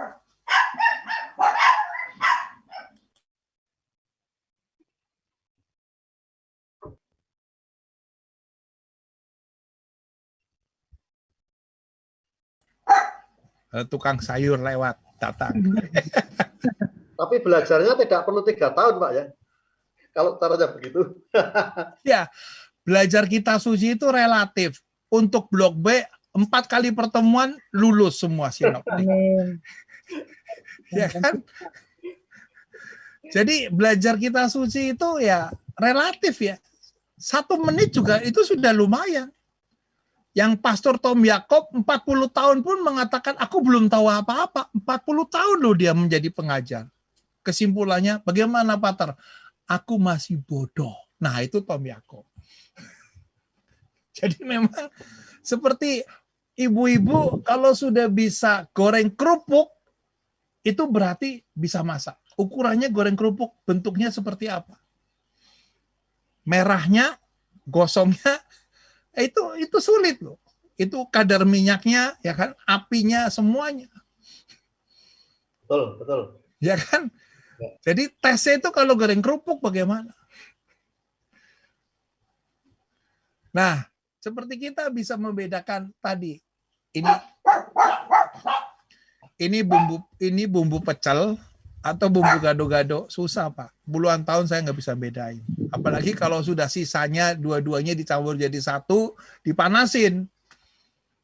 Apa di sini ibu-ibu yang bisa bedain kalau sudah jadiin satu, oh ini unsur kacang dari pecel, ini unsur kacang dari gado-gado. Kira-kira ada yang bisa nggak? Susah kan? Nah, kita juga Injil seperti itu. Baik, ada lagi? Saya Pak Agus. Ya, silakan.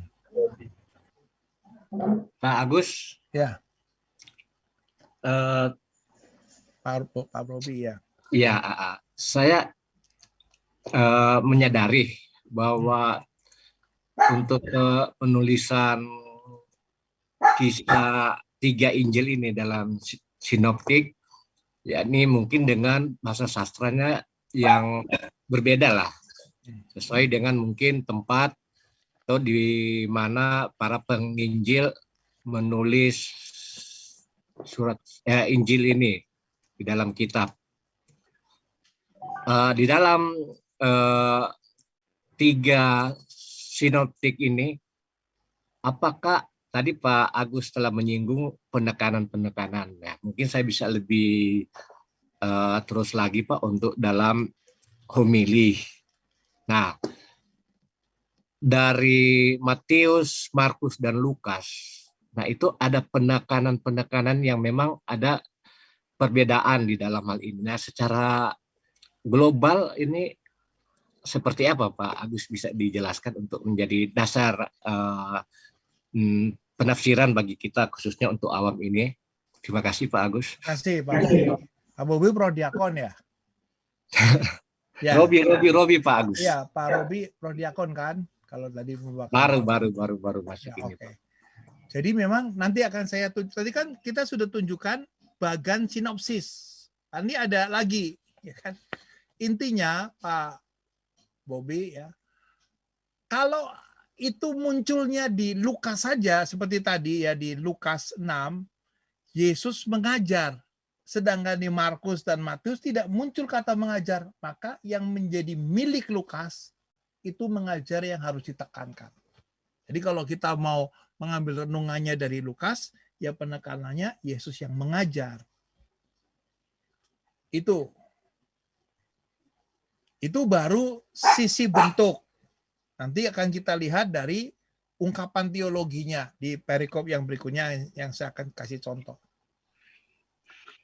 Nah, kita bisa latihan bikin sinopsis seperti tadi. Kan ada komputer lebih enak copy paste, lalu itu kayak mainan game aja kok, daripada kita bengong-bengong gitu kan. Coba ini ayat ini per kalimat, lalu kita bikin 3 kolom ya, lalu ketemu ini dikasih warna yang berbeda. Saya zaman dulu pakai stabilo, sekarang kan pakai komputer lebih enak. Lalu kemudian cucu mulai, opa lagi ngapain sih, mainan apa ini loh, mainan game baru ya, buat buku sinopsis seperti itu. Baik, nah kita terus dulu ya. Silakan Pak.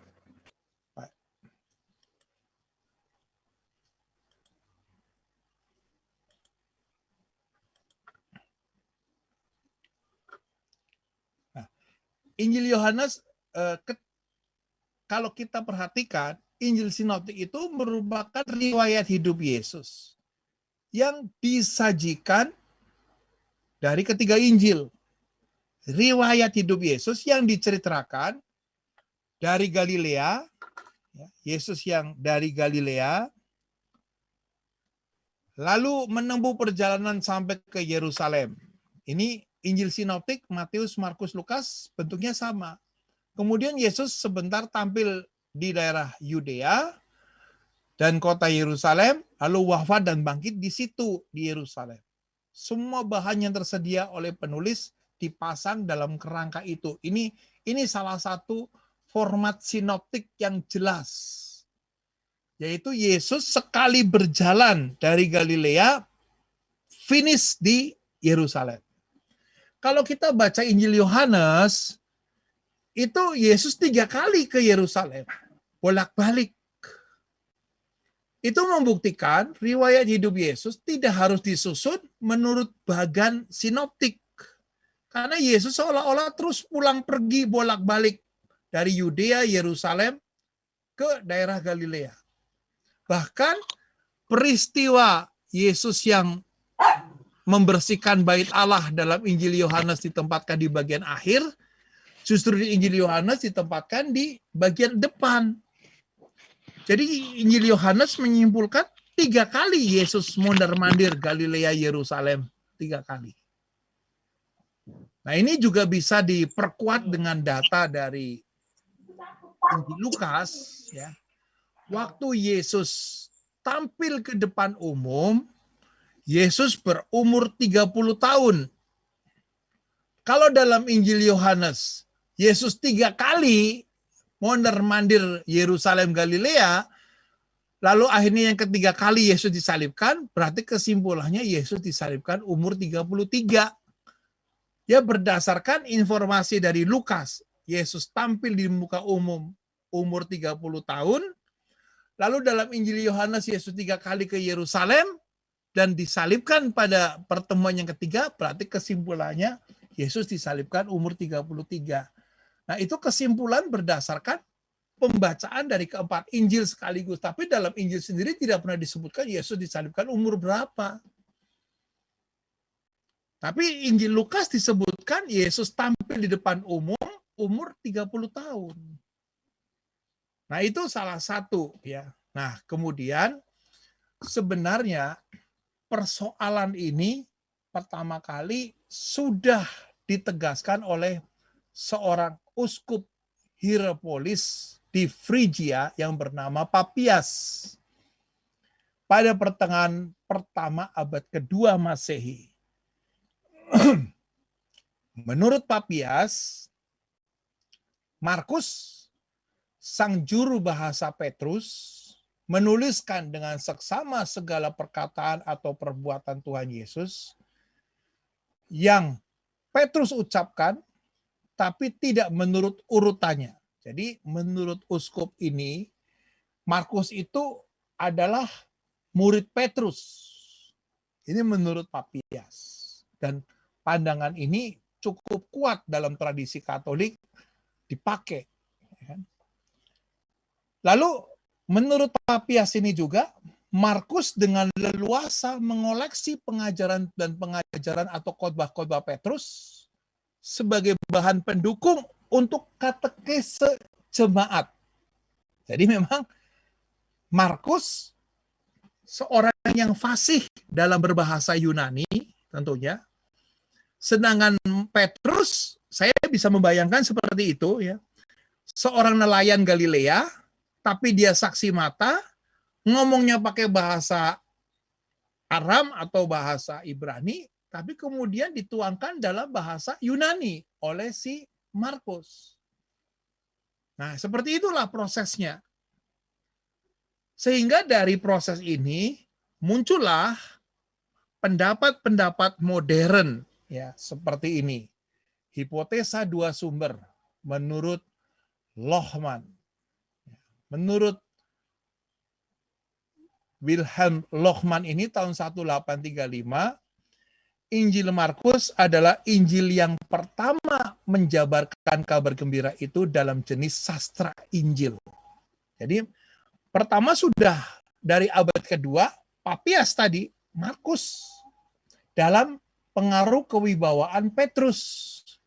Lalu kemudian dari pendekatan kritik sastra tahun 1835 baru mulai dijelaskan secara lebih ilmiah tentang Markus adalah yang pertama menjabarkan kabar gembira ini.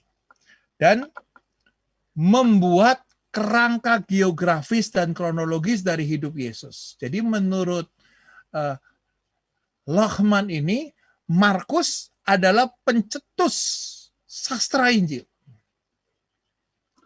Dia membuat kerangka geografis dan kronologi dari hidup Yesus.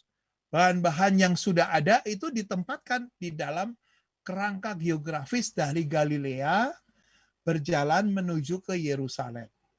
Lalu kemudian bahan-bahan itu ditempatkan, oh Yesus mengajar, masuk ke Galilea. Oh Yesus disalibkan, ada di Yerusalem. Dan itu ditempatkan oleh Markus seperti itu. Kenyataan ini ya, didukung oleh pertimbangan variabelnya sebagai berikut. Menurut Lohmann tadi, ya, ini variabelnya. Matius dan Markus kadang susunannya sama, namun berlawanan dengan Lukas. Matius dan Markus sama, tapi kok kadang beda dengan Lukas. Lalu yang kedua, Markus dan Lukas sering berlawanan dengan Matius.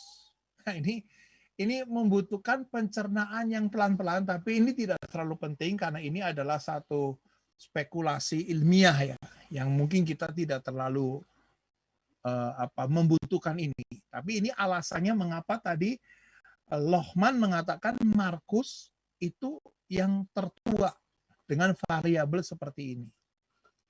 Nah, tapi Matius dan Lukas tidak pernah berlawanan dengan Markus, yang segalanya tetap dapat saja dijelaskan dengan cara lain. Jadi dari tiga kapasitas ini, tiga variabel ini, Matius dan Markus kadang kompak, tapi beda dengan Lukas.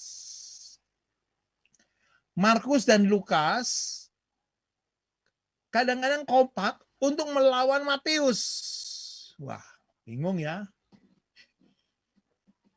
Tapi Matius dan Lukas tidak pernah melawan Markus. Nah ini, jadi kalau kita lihat itu tiga kubu ini menarik ya kan. Matius dan Lukas tidak pernah melawan Markus. Nah, variabel yang ketiga itulah yang menyimpulkan berarti Matius dan Lukas kompak memakai Markus. Karena memang dua ini, Matius dan Lukas, tidak pernah berbenturan dengan Markus. Tapi kalau Markus Lukas bermusuhan sama Matius. Tapi kalau Matius sama Markus bermusuhan sama Lukas. Tapi kalau Matius sama Lukas tidak memusuhi Markus. Nah, kalau kesimpulannya seperti itu berarti mana yang menjadi juru damai? Jadi contohnya begini. Saya kalau sama adik saya berantem sama om saya. Kan? Tapi kalau kemudian saya sama om saya memusuhi adik saya. Tapi kalau kemudian adik saya sama om saya tidak memusuhi saya. Nah, itu berarti kesimpulannya saya menjadi juru damai mereka. Seperti itulah variabelnya. Jadi kita bisa bayangkan ya kan. Markus memusuhi Lukas. Markus sama Lukas memusuhi Matius. Tapi kalau Matius sama Lukas kok tidak memusuhi Markus? Berarti ini Markus ada apa-apanya nih dengan dua tokoh ini. Jadi diharapkan selama-lamanya Matius sama Lukas kompak deh supaya tidak memusuhi Markus. Nah, seperti itulah logika variabelnya dari Lohmann seperti itu.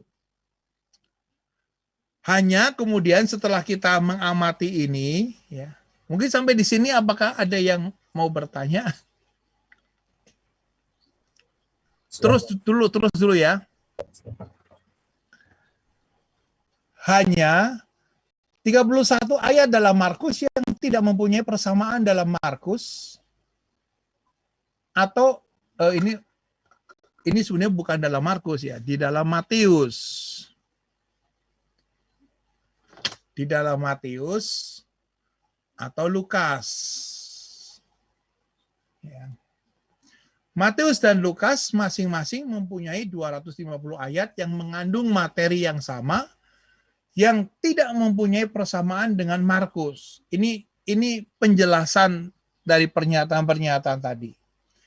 Sekitar 300 ayat dari Matius tidak mempunyai persamaan dengan ketiga Injil lainnya. Demikian juga halnya dengan 520 ayat di dalam Lukas. Jadi ini penjelasan dari Lohmann itu seperti itu. Ini nggak terlalu menjadi bahan kebutuhan kita nanti pada saat Ibu Bapak menerima slide-nya ini bisa dicerna lagi secara lebih pelan-pelan. Markus berperan sebagai sumber pokok bagi kedua Injil sinoptik yang lain, di mana Matius dan Lukas terdapat banyak bahan yang tidak terdapat dalam Markus, sedangkan dalam Markus hanya sedikit bahan yang tidak tercantum dalam Matius dan Lukas. Matius dan Lukas juga memiliki sumber-sumber lain di samping Markus. Nah, ini sumber-sumber lain, itulah yang disebut dengan Quell, ya. Kata Jerman yang artinya sumber, yang berasal dari Palestina atau Syria. Ini ada sumber bersama yang dipakai oleh Matius atau Lukas selain Markus. Sehingga gambarnya seperti ini, Ibu Bapak. Nih. Nah, ini Injil Matius yang sudah jadi, ini Injil Lukas yang sudah jadi, tapi Lukas juga punya sumber sendiri yang namanya L, yang berasal dari Kaisarea. Matius juga punya sumber sendiri yang namanya M, yang berasal dari Yudea. Tapi baik Matius maupun Lukas punya dua sumber yang sama, yaitu Q yang berasal dari Antioquia dan dari Injil Markus. Jadi memang Matius itu punya dua sumber yang sama, Lukas juga punya dua sumber yang sama, tapi selain Q dan Markus, L juga punya, M juga punya. Seperti misalnya kisah Sakeus, itu hanya adanya di Lukas. Ada besar kemungkinannya kisah Sakeus diambil dari Kaisarea ini. Nah, ini salah satu skema dari hipotesa dua sumber ini. Sulit dikatakan bahwa yang mana dan bagaimana Matius dan Lukas mengerjakan, memanfaatkan Markus sehingga terbentuk seperti yang sekarang ini. Tetap sulit. Tapi ini bisa direkonstruksi seperti itu. Nah, tingkat hipotesa yang jauh lebih rumit lagi dari sini, ya. Kalau kemudian kita melihat Matius dan Lukas yang tidak ada di Markus, seperti kisah kanak-kanak Yesus, itu berarti ada sesuatu yang lain ditambahkan. Ini kan masih menyangkut yang sama, tapi berbeda. Tapi ada yang tidak ada di Markus, tapi adanya di Matius dan Lukas. Maka skemanya seperti ini. Nah, ini lebih kompleks lagi ya. Terutama kisah masa kanak-kanak Yesus. Matius 1:2, Lukas 1:2. Dan ini dikaitkan dengan Q tadi, ditambah lagi informasi dari Kaisarea menjadi Proto-Lukas. Nah, ini yang disebut dengan masa kanak-kanak Yesus, termasuk di bagian dari Proto-Lukas. Selanjutnya, bahan-bahan Markus dimasukkan. Pada umumnya disetujui Matius menggabungkan sumber-sumbernya, Lukas menyatukannya. Nah, ini adalah satu analisa hipotesa 2 sumber. Yang mutakhir adalah hipotesa 4 sumber. Itu aja sudah rumitnya seperti ini. Kalau toh ada ujian juga pasti ini yang paling sulit ya, mempelajari seperti ini.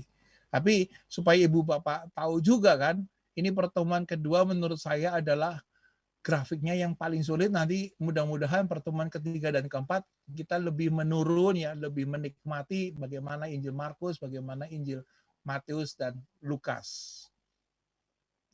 Kalau memang Matius dan Lukas menggunakan Markus, ya, kalau memang Matius dan Lukas menggunakan Markus, mengapa keduanya hanya menyalin sebagian saja dan tidak seluruhnya? Untuk memperoleh gambaran yang kurang lebih lengkap, sebenarnya seluruh bahan Injil Markus, Matius, dan Lukas harus dikaji satu persatu ini.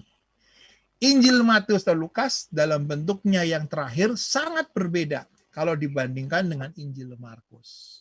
Perbedaan itu disebabkan karena pekerjaan seorang editor dari Injil Matius dan Lukas yang mempunyai pandangan tertentu. Nah, ini salah satu ya tulisan dari editor ini. Ini setelah ini baru kita buka tanya jawab lagi. Ini setelah Yesus, ini menurut Matius ya, setelah Yesus turun dari bukit, orang banyak berbondong-bondong mengikuti dia. Kalau Lukas, pada suatu kali Yesus berada dalam sebuah kota. Jadi tidak dijelaskan seperti Matius yang begitu lengkap ini. Kalau Markus tidak ada keterangan apa-apa. Maka datanglah seorang yang sakit kusta kepadanya, menurut Matius, sujud menyembah. Kalau Markus, berlutut di hadapannya. Kalau Lukas, tersungkur. Nah, ini menyembah, berlutut, dan tersungkur. Berbeda. Seorang yang sakit kusta datang kepada Yesus dan sambil berlutut di hadapannya, Markus diberi kata memohon bantuannya. Memohon bantuannya. Berlutut dan ditambah memohon bantuannya. Sedangkan di Lukas tidak memakai kata berkata, tapi memakai kata memohon, tapi nggak pakai kata bantuannya, memohon. Lalu di Injil Matius, Tuhan jika Tuhan mau. Di Lukas, Tuhan jika Tuhan mau. Sedangkan di Markus, sudah dipakai kata memohon bantuannya, dikatakan kalau engkau besar, mau engkau dapat mentahirkan aku. Jadi dalam Matius dan Lukas, Yesus masih ditempatkan secara manusia. Sedangkan di Markus, Yesus sudah ditampilkan dalam bentuk kemuliaan. Kalau engkau mau, jadi bukan lagi disapa Tuhan, tapi engkau. Dan akhirnya di dalam Injil Markus, diberi keterangan, maka tergeraklah hatinya oleh belas kasihan. Nah, bab 1 ayat 41 itulah sebagai satu tanda bahwa di dalam diri Yesus ada Allah yang bertahta. Tergeraklah hatinya oleh belas kasihan. Dalam cara pandang Matius, yang berlatar belakang Yahudi nggak ngerti bagaimana hati itu bisa bergerak dengan penuh belas kasihan. Karena konsep kerajaan Allah itu eksterior. Sedangkan Markus sudah berani menunjukkan Allah itu interior di dalam hati. Itu susah pemahaman. Jadi Markus 1:41 itu juga merupakan sesuatu yang bisa diteliti lagi. Mengapa muncul kata tergeraklah hatinya oleh belas kasihan. Nah, dari analisa ini ya muncul Markus 69 kata, Matius 52 kata, Lukas 61 kata. Menyebutnya orang yang penuh kusta. Di Lukas disebutkannya orang yang penuh kusta, ini kan. Pada suatu kali Yesus berada dalam suatu di situ ada seorang yang penuh kusta. Kalau di Markus sakit kusta datang, di Matius juga sakit kusta, tapi di Lukas dikata penuh. Jadi seluruh tubuhnya sudah kusta. Nah, Markus pakai kata memohon dan berlutut. Ini berkata mengesankan sebutan engkau mengisahkan Yesus yang tergerak hatinya oleh belas kasihan. Tapi di Matius dan Lukas sujud menyembah bernuansa liturgi, tersungkur memohon dramatis. Menggunakan gelar Tuan. Perubahan yang dilakukan kemudian untuk menghormati Yesus yang bangkit mulia. Menghilangkan unsur kemanusiawian dari Markus yang tergerak hatinya. Jadi di dalam Matius dan Lukas justru tidak menampilkan ya sisi kemanusiaan Yesus, tetapi secara lahiriah Yesus disapa Tuan. Nah ini sesuatu yang menarik, sulit, tapi luar biasa. Sedangkan di Markus memakai subjeknya engkau, tapi punya sisi kemanusiaan, yaitu hati yang tergerak. Padahal ini juga bagian yang sangat sulit, menyebutkan ada hati yang tergerak oleh belas kasihan. Karena tadi paham tentang Allah yang bertahta dalam diri manusia itu adalah sesuatu yang tidak mudah dijelaskan. Selanjutnya, masih ada 2 slide lagi. Lalu ia mengulurkan tangannya menjamah orang itu dan berkata kepadanya, aku mau jadilah engkau tahir. Seketika itu juga lenyaplah penyakit kusta orang itu dan ia menjadi tahir. Sedangkan menurut ini menurut Markus ya, ini menurut Matius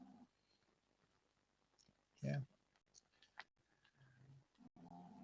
Mengulurkan tangannya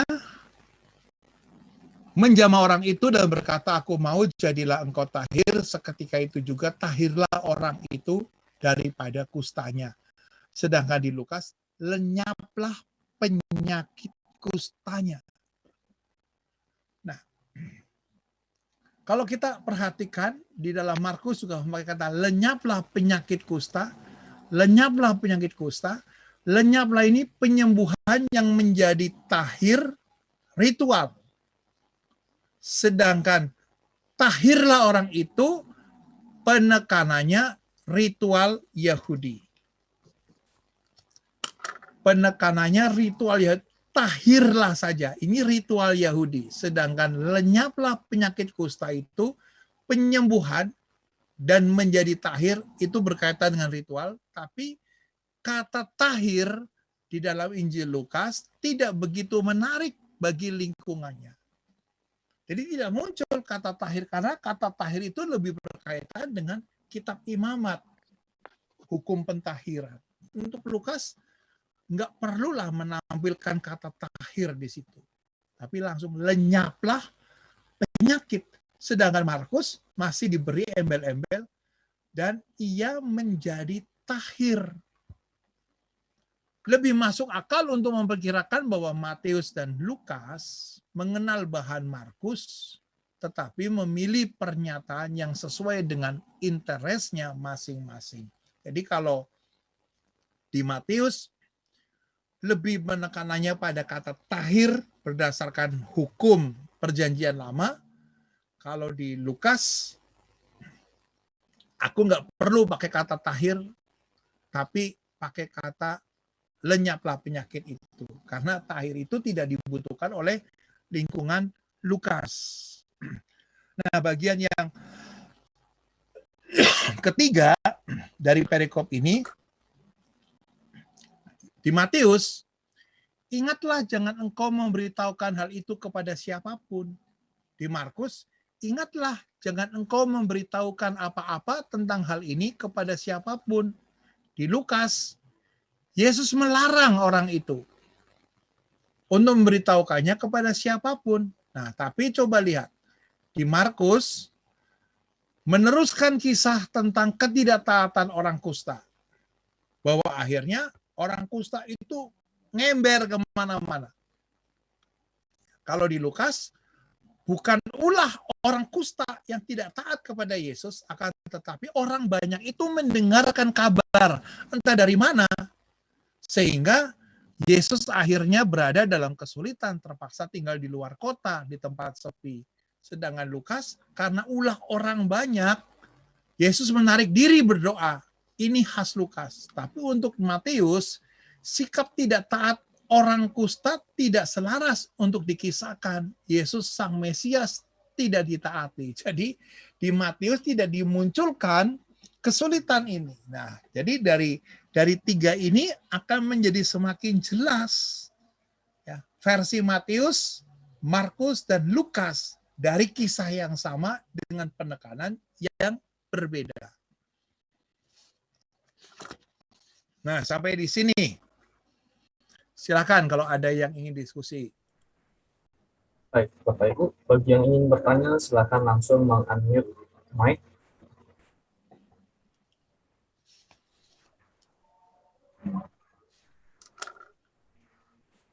Yang bagian terakhir tadi hanya ya silakan Pak Frans. Maaf Kak, tanya terus nih. Ya nggak apa-apa. Jadi yang dipilih itu yang mana Pak? Menafsirkan Injil ini, apakah ilmiah atau historis kritis atau ilmiah kritis atau kombinasi atau bagaimana Pak? Sekarang level kita, kalau kita membawakan renungan yang mana, maka mana yang mau ditekankan? Jadi kalau kita mau menekankan renungan dari Markus, maka itu yang ditekankan, yang tidak ada di Lukas dan Matius. Tapi kalau kita membawakan renungannya dari Lukas, maka itu yang ditekankan, yang ada di Lukas. Sehingga disinilah format pembawa renungan yang kontekstual. Jadi tidak bisa dipukul rata setiap perikop. Nanti kalau kita sudah mulai meningkat lagi, bisa perikop yang menjadi bahan renungan kita tingkatkan lagi untuk pendekatan kritik historis dulu, ya kan?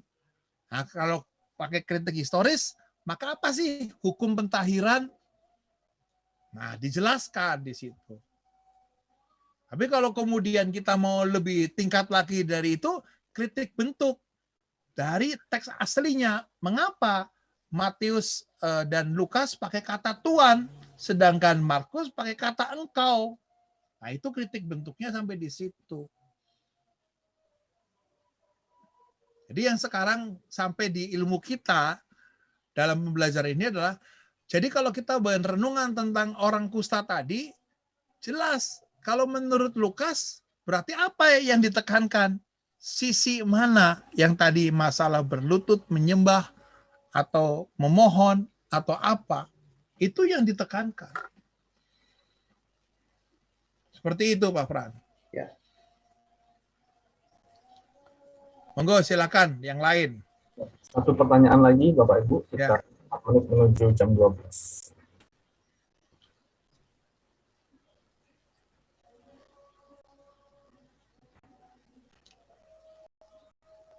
Berapa menit lagi Kak? 1 menit. Ini 4 menit lagi Pak Agus. 1 menit lagi. Ditutup dengan apa? Ratu Surga. Doa, iya, Ratu Surga. Baik, 4 menit terakhir nih ya. Informasi saja. Ini bukan menambah kepusingan, tapi menjadi satu kelengkapan bagi kita untuk belajar sinoptik. Ya kan? ini nggak perlu dimasukkan ke dalam hati, tapi kita mulai tahu aja. Ada teori yang namanya Elphegene, ya. Itu Matius sebagai Injil tertua.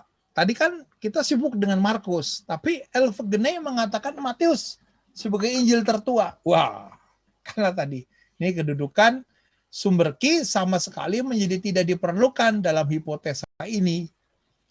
Ma'em sangat berkaitan dengan tradisi logat Ibrani. Nah, ini Phegene memakai kata Matius Aram ditambah S suplementer. Maka ada istilah baru lagi, MG, yaitu M yang logat Ibrani diterjemahkan ke dalam bahasa Yunani menjadi MG. Lukas juga seperti itu, punya SG. Nah, ini untuk menjelaskan, sehingga Markus merupakan satu ringkasan dari Matius dan Lukas. Kalau tadi kita melihat teori Markus yang menjadi tertua, tapi ada juga teori yang mengatakan Matius yang tertua dengan skema seperti ini, ya kan? Bagan-bagannya seperti ini. Ada tradisi Aram, ya, M Aram, ya, lalu terjemahannya ke dalam Yunani, lalu akhirnya menjadi Injil Matius, menjadi Injil Lukas, lalu kemudian Matius dan Lukas diringkas menjadi Markus. Nah, ini skema seperti ini juga ada. Jadi kita sudah menerima dua teori. Markus sebagai yang pertama, atau Matius sebagai yang pertama, atau yang paling sulit ini teori Bushmart. Nih, yang disebut dengan teori 4 sumber dengan skema yang begitu rumit seperti ini. Nah, keterangan dari Bushmart ini, ya tentunya ada yang namanya dokumen Q, dokumen A, dokumen B, ini seperti ini. Dokumen A dari Palestina, dokumen B edisi asli A di lingkungan Kristen bekas kafir. Dan ini lebih kompleks lagi diurai-urai, akhirnya memunculkan teori 4 sumber. Nah, dengan demikian Ibu dan Bapak, kita sudah belajar sampai siang hari ini. Wah, persoalan sinopsis itu begitu menurut saya memukau. Itu baru satu buku yang ditulis oleh Monsinyur Suharyo yang menjadi pegangan kita. Itu luar biasa. Ya. Nah, sampai di sini pelajaran kita sudah selesai. Baik, terima kasih banyak Pak Agus untuk pelajaran pada siang hari ini.